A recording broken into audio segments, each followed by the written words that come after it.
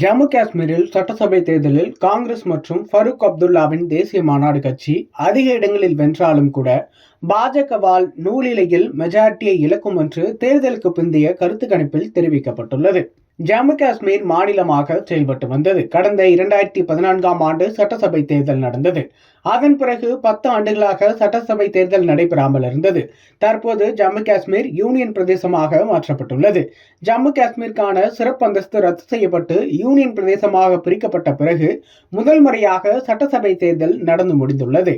இங்கு மொத்தம் 90 சட்டசபை தொகுதிகள் உள்ளன. ஒரு கட்சி தனித்து ஆட்சியை பிடிக்க வேண்டும் என்றால் 46 தொகுதிகளில் வெல்ல வேண்டும். மொத்தம் 3 கட்டங்களாக தேர்தல் நடந்து முடிந்துள்ளது.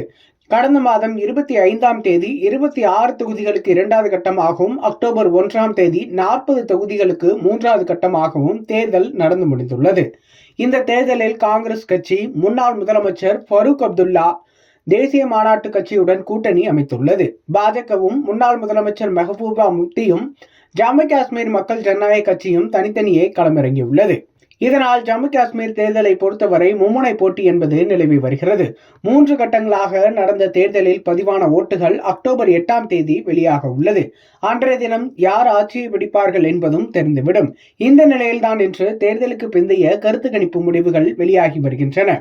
அந்த வகையில் டைனிக் பாஸ்கர் சார்பில் தேர்தலுக்கு பிந்தைய கருத்து கணிப்பின் முடிவுகள் வெளியாகியுள்ளது.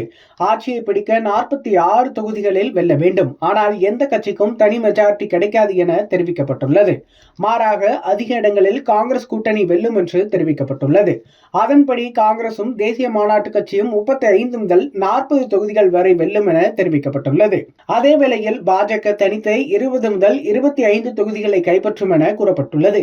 மாறாக முன்னாள் முதலமைச்சர் மெஹபூபா முஃப்தியின் பிடிபி கட்சி 4 முதல் 7 இடங்களிலும் வெல்லும் என்றும், மற்றவர்கள் 12 முதல் 16 தொகுதிகளிலும் வெல்வார்கள் என்றும் தெரிவிக்கப்பட்டுள்ளது. இந்த கருத்து கணிப்பு முடிவுகள் பலிக்கும் பட்சத்தில் உண்மையில் மற்றவர்கள் என குறிப்பிடப்பட்டுள்ள சுயேட்சைகள் மற்றும் சிறிய கட்சியினர் கிங் மேக்கராக மாறுவார்கள். இவர்களின் ஆதரவில் காங்கிரஸ் தேசிய மாநாடு கூட்டணி கட்சி ஆட்சியை பிடிக்கலாம் என்பதும் குறிப்பிடத்தக்கது.